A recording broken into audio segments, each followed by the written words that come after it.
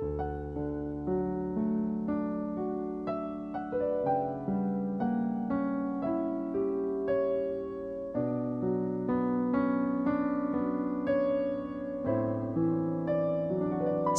sahabat, selamat datang di Rebal, renungan di balik layar, yang adalah sebuah tempat di mana kita tidak hanya mendengar firman Tuhan, tetapi merenunginya dari sisi paling dalam di balik layar kehidupan, tempat di mana suara Tuhan terdengar paling sunyi tapi paling nyata.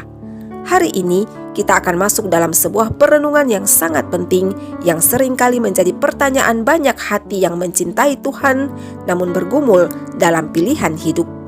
Mengapa Tuhan memberikan kehendak bebas kepada manusia? Dan mungkin di balik pertanyaan itu ada bisikan-bisikan lainnya seperti, jika Tuhan sudah tahu bahwa Hawa akan makan buah terlarang, mengapa Ia tetap izinkan? Jika Tuhan Maha Kuasa, mengapa Dia tidak menghentikan kejatuhan manusia sebelum terjadi? Atau bukankah akan lebih aman jika manusia tidak diberikan pilihan sama sekali? Renungan ini akan menjawab semuanya, tidak hanya menjawab logika, tetapi menyentuh hati. Karena ketika kita memahami alasan mengapa Tuhan memberikan kehendak bebas, maka kita akan lebih mengerti kasih-Nya dan lebih bangga lagi memilih Yesus sebagai segalanya. Sebelum memulai, mari kita berdoa. Bapa di sorga yang Maha Kasih, kami datang dengan hati yang terbuka dan pikiran yang haus akan pengertian ilahi. Bantu kami untuk memahami kedalaman kasih-Mu, termasuk ketika Engkau memberikan kami kehendak bebas. Roh Kudus, bimbinglah setiap kata dalam renungan ini, agar menjadi terang bagi jiwa yang bingung, kekuatan bagi hati yang lelah, dan sukacita bagi mereka yang memilih untuk tetap berjalan dalam kasih-Mu. Dalam nama Tuhan Yesus kami berdoa. Amin. Sahabat Rebal, apa itu free will atau kehendak bebas? Kehendak bebas adalah kemampuan manusia untuk memilih. Memilih untuk taat atau tidak, memilih untuk mencintai atau menolak, memilih untuk berjalan dalam terang atau berbalik menuju kegelapan. Kehendak bebas adalah salah satu anugerah terbesar, namun sekaligus suatu misteri terbesar dalam hidup manusia. Banyak orang bertanya, kalau Tuhan itu baik dan Maha Kuasa, mengapa Ia izinkan manusia memilih yang salah? Kenapa tidak diprogram saja untuk selalu taat dan setia?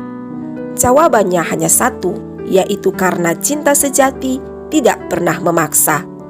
Tuhan menciptakan manusia bukan sebagai robot yang dikendalikan program, bukan boneka tali yang bisa dimainkan, juga bukan makhluk tak bernyawa yang bisa dipakai seenaknya.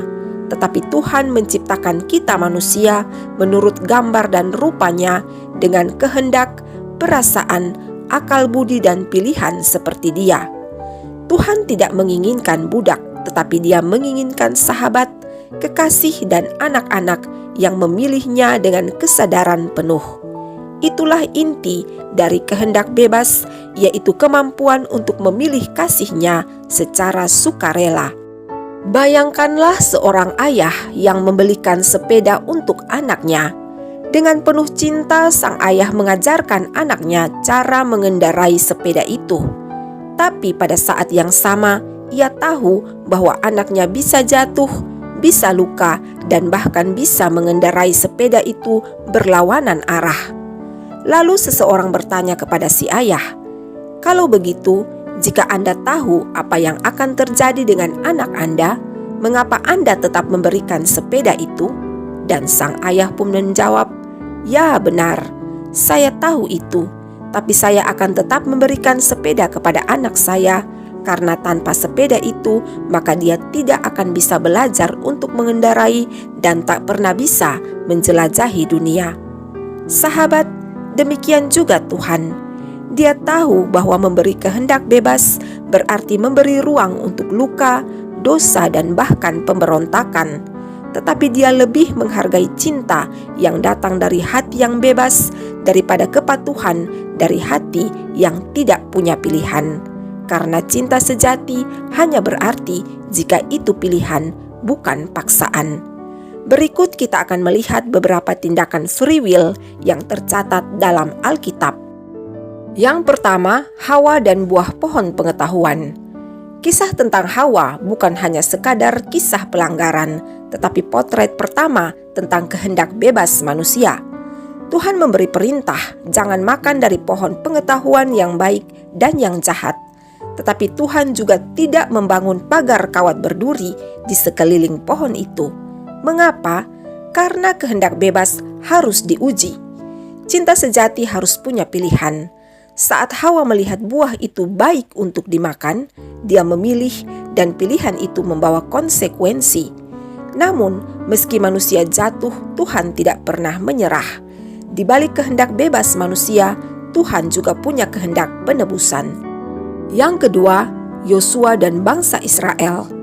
Pilihlah hari ini kepada siapa kamu akan beribadah, tetapi aku dan seisi rumahku, kami akan beribadah kepada Tuhan. Bangsa Israel sudah melihat mujizat demi mujizat, tetapi tetap mereka diminta untuk memilih. Yosua tidak memaksa, Tuhan tidak memaksa, karena iman yang sejati lahir dari kehendak yang memilih Tuhan, meski ada banyak ilah lain di sekitar. Dan yang ketiga, Yesus di Taman Getsemani. Ini adalah puncak dari free will yang sempurna. Yesus berkata, "Janganlah seperti yang ku kehendaki, melainkan seperti yang engkau kehendaki." Dengan penderitaan yang di depan mata, salib yang menanti dan murka Allah atas dosa manusia yang harus ditanggung, Yesus tidak memilih mundur, tetapi memilih taat. Yesus dalam kehendak bebasnya sebagai anak manusia, memilih kehendak Bapa, dan karena pilihan itulah kita diselamatkan. Dalam Alkitab, kehendak bebas bukan hanya diberikan, tetapi juga diresponi dengan tanggung jawab. Dari Taman Eden sampai Bukit Golgota, manusia terus dihadapkan pada pilihan. Tetapi kabar baiknya, Tuhan selalu menyediakan jalan kembali jika kita salah memilih. Sahabat terkasih, free will bukan jebakan, tetapi undangan. Bukan untuk menjauh dari Tuhan, tetapi mengasihi Tuhan dengan sukarela. Jika Tuhan menciptakan manusia seperti robot, maka kasih kita kepadanya akan seperti skrip program yang tanpa rasa dan tanpa kedalaman. Namun Tuhan menginginkan relasi, bukan rutinitas. Ibadah yang lahir dari cinta, bukan keterpaksaan. Mari kita renungkan beberapa tujuan besar dari free will menurut hati Tuhan. Yang pertama, supaya kita mengasihi Tuhan karena pilihan, bukan paksaan. Tuhan menciptakan kita menurut gambar dan rupanya, artinya kita punya kehendak, perasaan, dan kuasa untuk memilih. Kasih sejati selalu datang dari kebebasan. Jika seorang anak memeluk orang tuanya karena cinta, itu berbeda dengan pelukan karena takut dimarahi. Tuhan mencari anak-anak yang mau memilihnya. Yang kedua, supaya kita tumbuh dalam kedewasaan rohani. Kita dihadapkan dengan pilihan demi pilihan setiap harinya.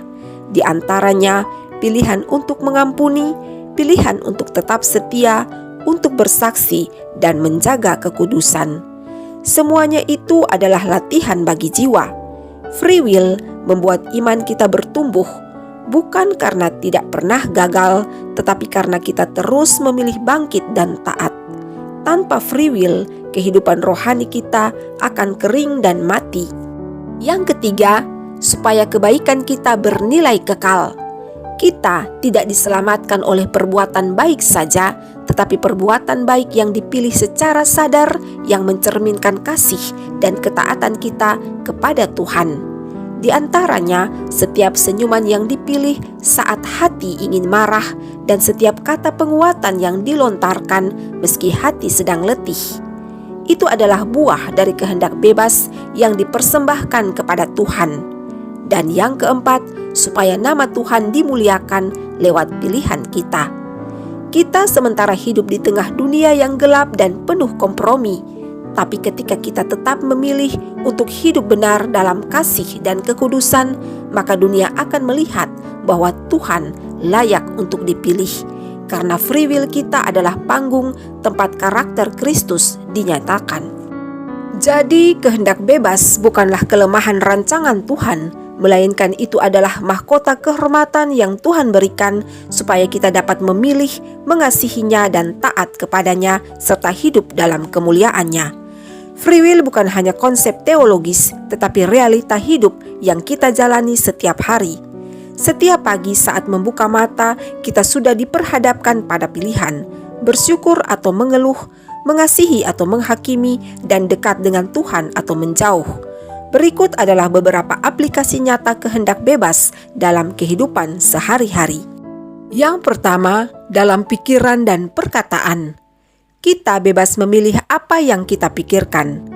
Firman Tuhan dalam Filipi pasal 4 ayat 8 dengan sangat jelas memberitahukan bahwa hal-hal apa saja yang harus dipikirkan. Tapi dunia juga terus membanjiri kita dengan berbagai berita negatif, kecemasan, dan ketakutan. Free will membuat kita bisa memilih, mau dikuasai damai atau dipenuhi kekhawatiran. Begitu juga dalam perkataan, kita bisa memilih untuk memberkati atau mengutuk, menguatkan atau menjatuhkan, dan diam dalam damai atau marah tanpa kendali. Yang kedua, dalam relasi dan tanggapan. Kita tidak bisa mengendalikan sikap orang lain, tetapi kita bisa memilih respon kita. Yesus mengajarkan, kasihilah musuhmu dan berdoalah bagi mereka yang menganiaya kamu. Ini bukan insting manusia, itu adalah pilihan rohani. Saat disakiti, kita bisa memilih tersinggung atau mengampuni, marah atau merendah, dan mundur atau tetap mengasihi. Yang ketiga, dalam prioritas dan waktu. Kita diberi 24 jam yang sama dengan semua orang. Tapi apa yang bisa kita lakukan dengan waktu pemberian itu? Itu adalah keputusan kita. Kita bisa memilih untuk doa pagi atau scroll media sosial, beribadah atau kesibukan kosong, menyisihkan waktu untuk keluarga yang membutuhkan kehadiran kita, atau keluar rumah hanya untuk bersenang-senang tanpa tujuan. Waktu adalah ladang free will yang setiap hari bisa kita garap untuk kemuliaan Tuhan. Yang keempat, dalam pilihan hidup yang besar. Pekerjaan, pasangan hidup, pelayanan, dan keputusan moral adalah hal-hal yang melibatkan kehendak bebas. Namun, ketika kita memilih dengan doa dan penyerahan, maka free will kita akan menjadi tempat kehendak Tuhan dinyatakan. Yesus sendiri dalam Taman Getsemani berkata, "Janganlah seperti yang ku kehendaki, melainkan seperti yang engkau kehendaki." Itulah puncak penggunaan free will, yaitu menundukkan kehendak pribadi kepada kehendak Bapa. Dan yang kelima, dalam kesaksian hidup. Free will adalah senjata kesaksian kita. Mengapa? Karena ketika dunia melihat kita tetap memilih Yesus, meski kita ditolak, difitnah, atau tidak dipahami, maka mereka akan melihat bahwa Kristus memang layak dipilih. Setiap pilihan yang kita ambil akan membentuk cerita hidup kita, dan cerita hidup itu bisa menjadi kesaksian dan berkat yang menyentuh jiwa orang lain.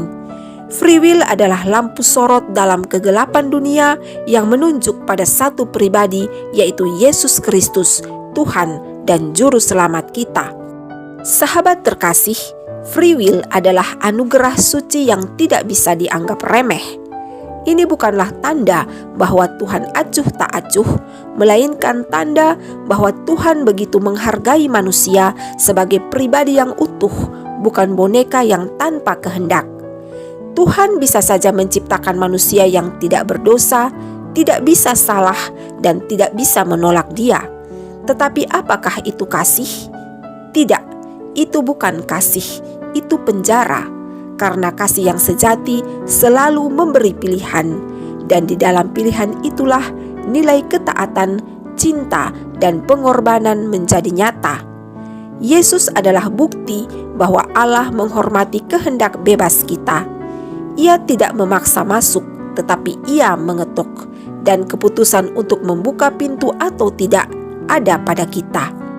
Setiap hari Tuhan menghormati pilihan kita, bahkan ketika pilihan kita menyakitinya, bahkan ketika kita menjauh Dia tetap menunggu, karena itulah kasih-Nya. Sejarah Alkitab mencatat bahwa kehendak bebas yang tidak diarahkan kepada Tuhan akan menjadi alat kehancuran. Di antaranya, Kain membunuh Habel karena pilihan, Saul kehilangan panggilan karena pilihan, dan Yudas Iskariot menciumi Yesus sebagai pengkhianat, itu juga pilihan. Namun, jika pilihan itu diarahkan pada kasih dan kehendak Tuhan, maka yang tercatat adalah Abraham taat untuk pergi ke negeri asing, Yusuf memilih tetap kudus dalam godaan, juga Maria yang berkata, "Jadilah padaku menurut perkataanmu." Dan di atas semuanya itu, Yesus yang memilih salib. Jadi, free will kita bukanlah keleluasaan untuk berbuat semaunya, tetapi kesempatan untuk mencintai Tuhan dengan kesadaran dan kerelaan, karena kehendak bebas kita adalah tempat pembuktian cinta sejati kita kepada Tuhan. Dan pesan terkuat bagi kita hari ini adalah kita bangga memilih Yesus, bukan karena terpaksa, tetapi karena kita telah mencicipi kasih-Nya yang tiada banding. Dan di dalam kehendak bebas kita memilih untuk mencintai Dia selamanya. Sahabat, mari berdoa. Bapa yang kudus, Allah yang penuh kasih dan kebenaran, hari ini kami bersyukur karena Engkau telah mengajarkan kami tentang anugerah besar yang Engkau berikan kepada kami, yaitu kehendak bebas. Kami sadar ya Tuhan, betapa berharganya pilihan ini dan betapa besar tanggung jawab kami atasnya. Kami tidak ingin menggunakan kehendak bebas kami untuk menjauh dari-Mu, melainkan untuk semakin mendekat dan semakin mengasihi-Mu lebih dalam lagi. Tolonglah kami agar setiap pilihan kami menyenangkan hati-Mu. Bentuklah hati kami agar selalu memilih yang benar, yang kudus, dan yang sesuai dengan rencana-Mu. Terima kasih Tuhan Yesus yang telah memilih salib agar kami bisa memiliki hidup yang kekal. Biarlah kami pun memilih untuk memikul salib setiap hari dan mengikut-Mu dengan sukacita. Kami mau berkata hari ini, ya Tuhan, kami memilih Engkau bukan karena terpaksa, tetapi karena kami mengasihi-Mu. Dalam nama Yesus Kristus, kami berdoa dan mengucap syukur. Amin. Sahabat Rebel yang diberkati Tuhan, hari ini kita telah menyingkap sebuah misteri besar yang menjadi dasar kehidupan manusia, yaitu kehendak bebas. Tuhan tidak menciptakan kita sebagai robot, namun Dia menciptakan kita sebagai pribadi yang dikasihi dan diberi kehormatan untuk memilih, bahkan memilih untuk mengasihi Dia. Namun harus diingat bahwa setiap pilihan kita bukan hanya tentang hari ini, melainkan tentang kekekalan. Dan pilihan terbesar yang bisa kita buat dalam hidup adalah memilih Yesus. Dunia mungkin menawarkan banyak jalan, banyak suara, banyak godaan, tapi hanya ada satu jalan yang membawa kepada kehidupan. Yesuslah jalan itu. Saat kita memilih Yesus, berarti kita memilih terang, memilih kasih, dan memilih pengharapan yang tidak akan pernah mengecewakan. Jika renungan ini menyentuh hatimu, janganlah disimpan sendiri. Bagikanlah, sebarkanlah, dan jadilah saluran kasih Tuhan. Biarkanlah semua orang tahu bahwa Tuhan mengasihi mereka dan mengaruniakan suatu kehormatan bagi mereka, yaitu kehendak bebas. Bukan tidak mungkin bahwa satu klik share darimu ada jiwa yang memilih untuk kembali kepada Tuhan, dan itulah tujuan dari Rebel Renungan di Balik Layar. Bukan hanya untuk didengar, tetapi untuk mengubah, untuk menghidupkan, dan untuk membawa jiwa-jiwa kembali kepada Sang Sumber Hidup, Yesus Kristus. Sampai jumpa pada Rebel berikutnya. Tetaplah kuat, tetaplah setia, serta tetaplah dan teruslah memilih Yesus dalam segala keadaan. Tuhan Yesus memberkati. Shalom.